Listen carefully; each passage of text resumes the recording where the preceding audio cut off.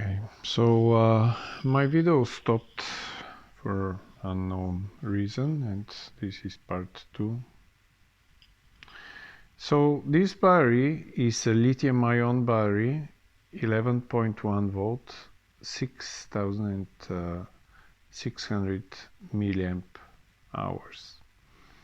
The meaning of the milliamp hours is a reference to the capacity of the battery. 6,600 milliamp hours is equal to 6.6 amp hours.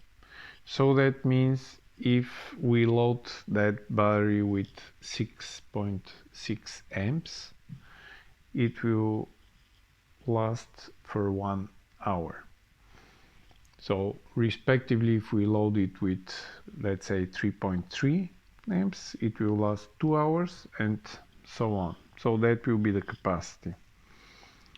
So that would be idealistic picture. In practice, the batteries don't last that long. The batteries of any kind, they need to be properly recycled in a recycling facility, because they contain components and chemicals which are both poisonous and also dangerous in terms of having the potential to create fire. Specifically, the lithium-ion batteries are known that they can catch fire, or in other words, to create chemical reaction which will ignite the battery and will burst in flames. I'm not going to make experiments now, but even discharged battery from a cell phone or anything, in other words, that battery, consider that if you hit it with knife or with nail something and penetrate through the battery, you will be surprised that it's going to get very hot and most likely will burst into flames. So again, here the message is that the lithium-ion batteries are dangerous. They have to be handled with care, not to be stressed mechanically in any way. This is because of the potential risk of fire. So I'm going to leave the battery aside here. The computer is placed on anti-static mat. During the desktop disassembly, we had a discussion that anti-static wrist straps are used when you are working with sensitive devices for electrostatic discharge, like computer and computer boards. But today I'm not going to use, and in the lab you're not advised to connect to ground, because in those conditions, those are not proper conditions, and one can be electrocuted. So I'm going to continue to the disassembly of the computer, placing the screwdriver vertical on the one screw that I can see here on the bottom.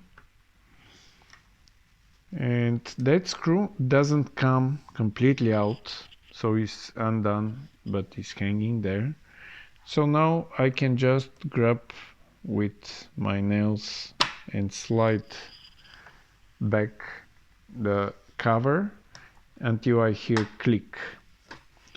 Then opening the computer cover, looks like a plastic on one side, and then we find actually it's a very light metal, or is almost like sprayed plastic, which is sprayed with metallized on one side. So this is done for a couple of reasons, and one of them is to protect the internals of the computer of electromagnetic interferences by shielding it. In other words, by covering the sensitive components with that metal piece and protecting it from electrostatic discharge and electromagnetic interferences. So that's the purpose of that metal layer on the cover. So here is our laptop. We can identify the DVD-ROM, the button battery for maintaining the CMOS. Then the cooling system, which is implementation of liquid cooling in that computer, and the RAM chips. So this is what we're going to take a part of that computer on this side. So again, I localized that little ejection handle. So when I press it, it's coming out, and I'm removing the CD drive, or the so-called optical drive. So for you, will be important to know the model number of that drive. So it is AD7930H. It should be clearly visible here on the video, but if not, the model is AD, like Angel Delta 7930H, like hotel. And based on the information which I just gave you, you can find what kind of drive is that and what is the speed of this drive. Here is the battery for the CMOS, the backup battery, very small, and then I'll put it aside too. Then we have the memory modules. The memory modules, everyone can see, are horizontal. They're not like the desktop that we had to press them with the two thumbs of our hands.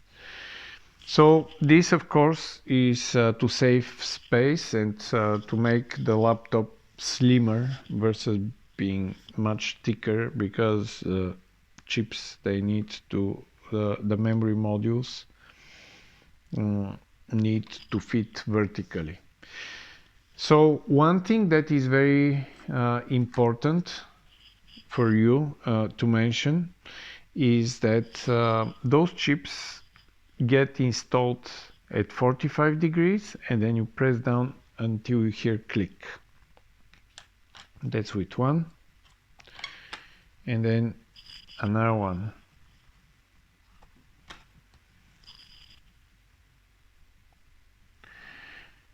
So what it says on the chip is that the size is 2 gigabytes.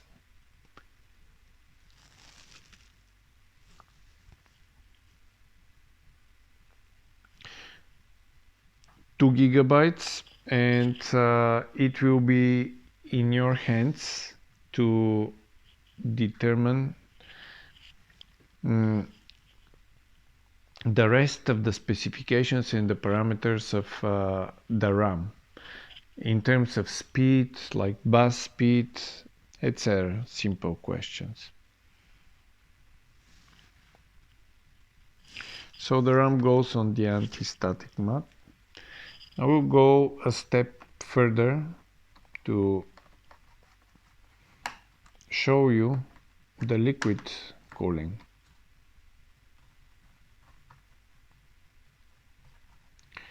This step is not required to be performed by students, but I can do it for you.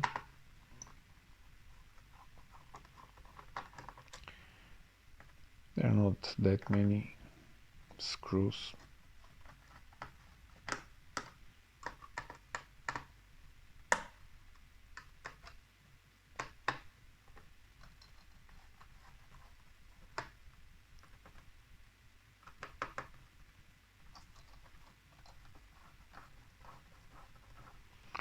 So those are the screws, which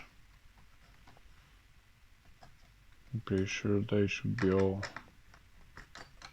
now released. There are two more here.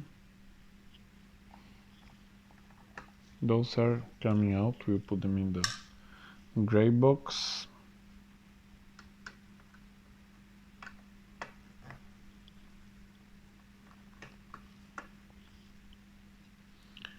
And number two.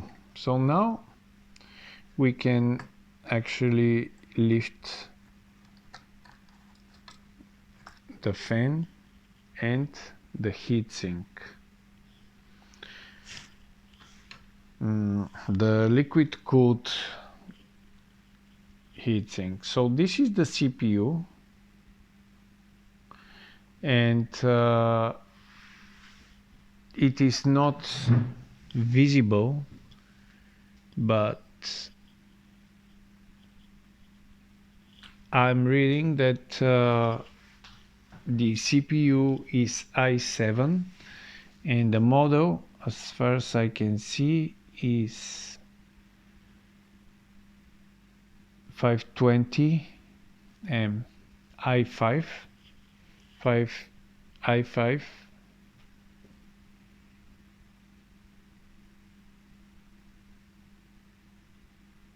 520 M.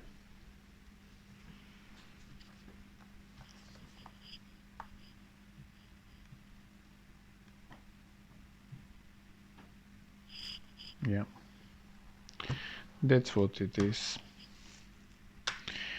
So we can see some motherboard components underneath, but they're not accessible from here. So we continue on the back side, actually the front side of the computer. So here we will remove the keyboard. There's one key already removed, but I'll hook it up later on. So in order to remove the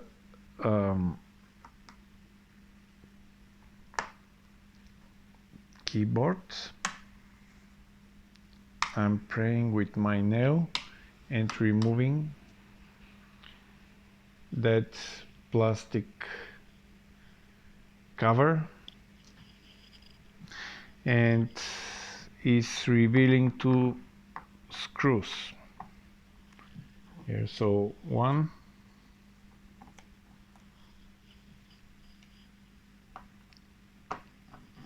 and another one.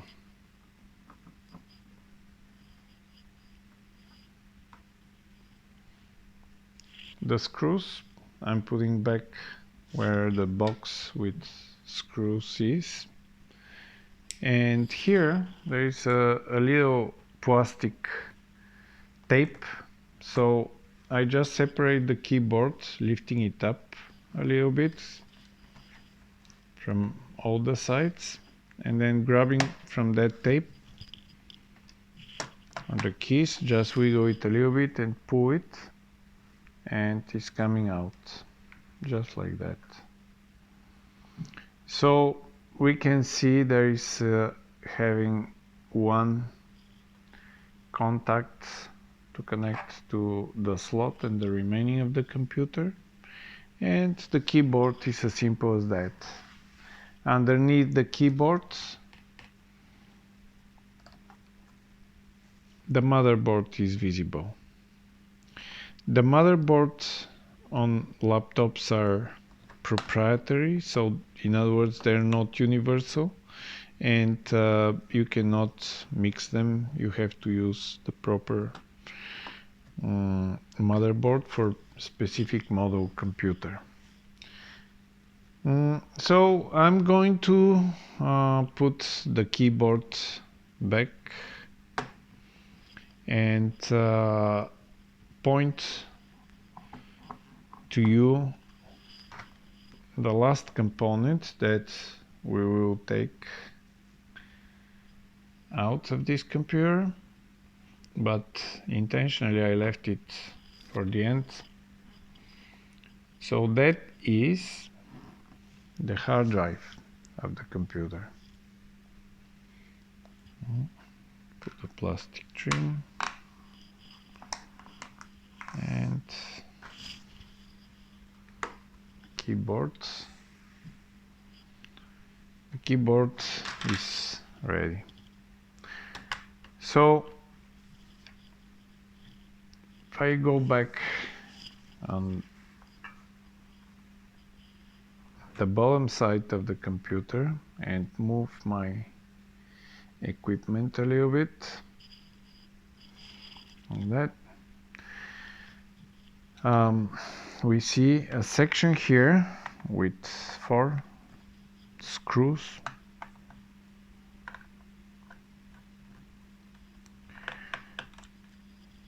So when I undo those screws and put them in the plastic container,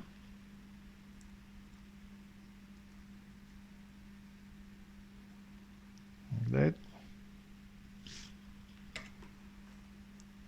there is a little notch here that you can use to press, and the hard drive is sliding out.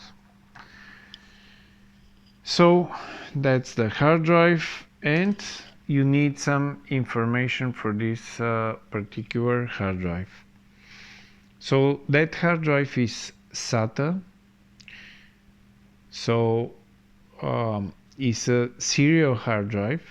The capacity of the hard drive is 250 gigabytes, and the firmware is given as well. The rotating speed is 7,200 RPMs.